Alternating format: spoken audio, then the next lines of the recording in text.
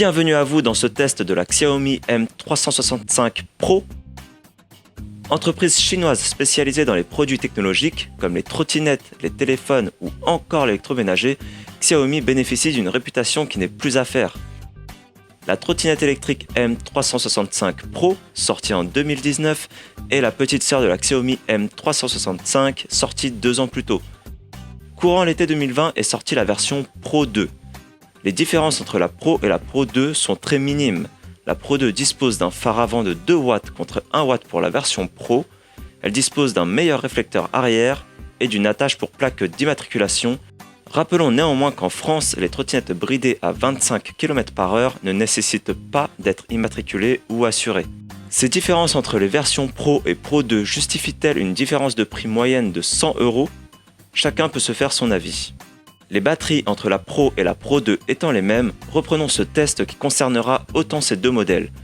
Nous avons effectué une batterie de test, notamment sur la vitesse maximale mesurée par GPS, l'accélération, l'efficacité du freinage et l'autonomie.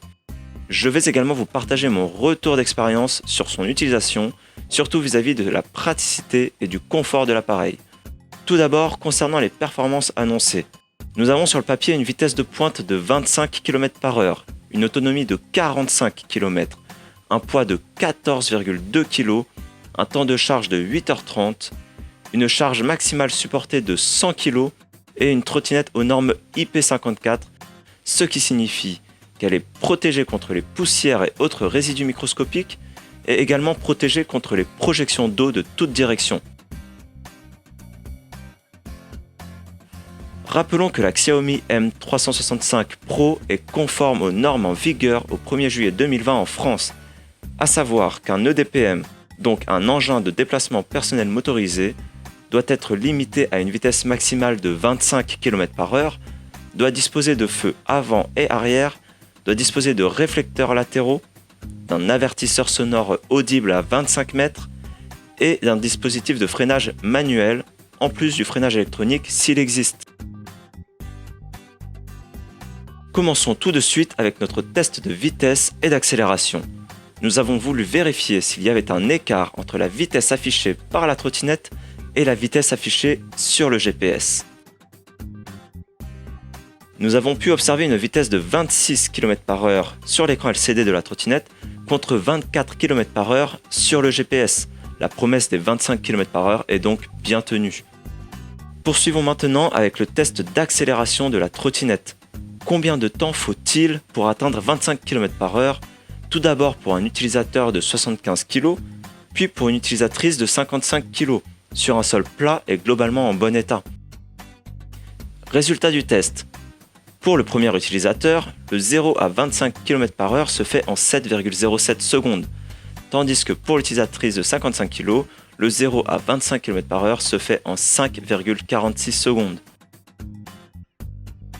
Nous mesurons cette fois-ci les distances de freinage pour les deux Persona précédents lorsque la trottinette roule à 25 km/h.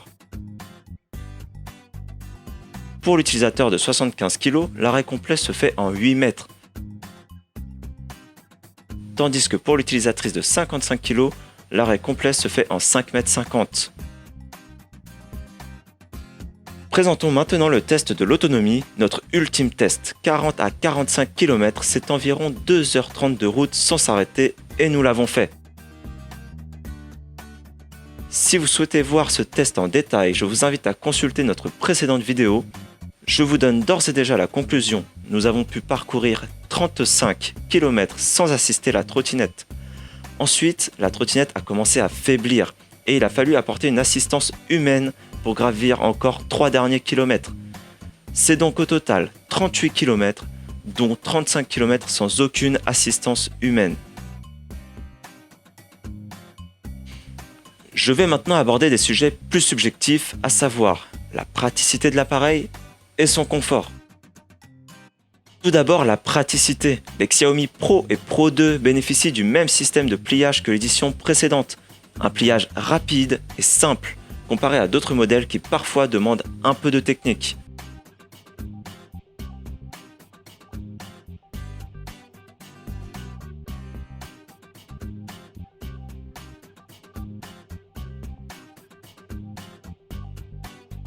Une fois pliée, la trottinette est facilement transportable. Le poids est bien réparti, ce qui permet de manœuvrer aisément l'appareil.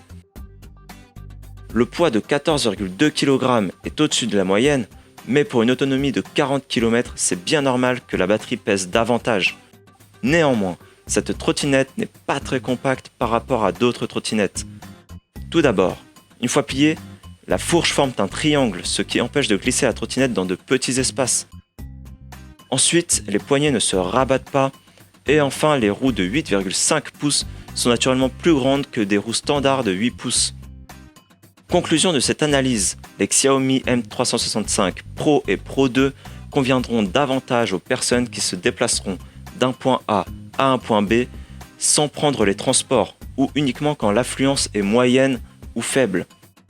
Toujours concernant la praticité de l'appareil, la trottinette a besoin d'être lancée à 5 km/h manuellement avant d'enclencher le moteur.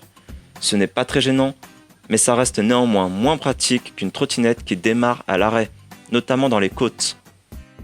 Abordons finalement le confort. La Xiaomi ne dispose pas d'amortisseur sur la potence ou sous le plateau, mais la présence de larges roues et de chambres à air permet une très bonne absorption des irrégularités de la route. Enfin, le plateau est équipé d'un antidérapant, ce qui fait vraiment bien le travail même un jour de pluie. Venons-en maintenant à la conclusion. Vous conviendrait-elle? Je vais rappeler de manière succincte les avantages et inconvénients de ce modèle. Parlons tout d'abord des avantages. Bien que plus faible qu'annoncé, l'autonomie reste excellente. C'est toujours ainsi, les constructeurs ont des conditions de test éloignées de la réalité. Ensuite, la Xiaomi Pro bénéficie d'une très bonne accélération grâce à un moteur 300 watts qui peut monter jusqu'à 600 watts en cas de besoin, notamment en côte par exemple. De plus, l'appareil dispose d'un bon confort de route, le pliage est simple et rapide, le prix, compris entre 400 € et 500 € selon les offres, est tout à fait correct en regard des performances et du marché de la trottinette. Et enfin, l'appareil est conforme à la réglementation française au 1er juillet 2020. Maintenant, quels sont les inconvénients de ce modèle? Bien que la trottinette soit pliable facilement, le système de pliage n'est pas optimal. On regrettera surtout de ne pas pouvoir plier les poignets. On peut vite peiner dans les transports à forte affluence ou dans le coffre d'une voiture chargée. Ensuite, qui dit chambre à air, dit risque de crevaison, et il ne faut pas avoir peur de changer un pneu. Il existe cependant des solutions. Il est possible d'installer des pneus pleins, au risque de diminuer l'absorption des chocs, évidemment. Sinon, il est aussi possible de mettre du liquide anti-crevaison préventif ou encore d'avoir sur soi une bombe répare-crevaison. C'est la solution que j'ai adoptée car la réparation est très simple et rapide et en utilisant de bonnes marques, on peut même se passer de changer le pneu suite à une crevaison. Il faut aussi dire qu'un poids de 14 kg, ce n'est pas anodin. Et enfin, la hauteur du guidon n'est pas réglable mais reste tout à fait adaptée pour des adultes ou des adolescents. Alors, qu'en pensez-vous? Peut-elle vous convenir? Mon avis sur la question, c'est que cette trottinette dispose d'un très bon rapport performance-prix. 40 km d'autonomie, c'est beaucoup et cette Xiaomi Pro devient un réel moyen de transport. De plus, la norme IP54 assure qu'elle résistera aux éclaboussures, mais restez raisonnable et ne traversez pas de flaques d'eau trop rapidement afin d'éviter de trop fortes projections sous le plateau. La Xiaomi Pro est aux trottinettes électriques ce que l'iPhone est au portable. Xiaomi a su créer un bijou. C'est une belle conception faite de bons matériaux. La trottinette est connectée et son application est très complète. Cette Xiaomi Pro conviendra à bon nombre de personnes. En bonus, je vous présente le contenu du colis. Vous disposerez d'une clé Allen pour serrer les 4 vis du guidon, d'un chargeur, d'une rallonge pour gonfler les pneus, de la notice et des garanties. Le montage consiste à installer le guidon à l'aide des 4 vis et de la clé Allen fournie.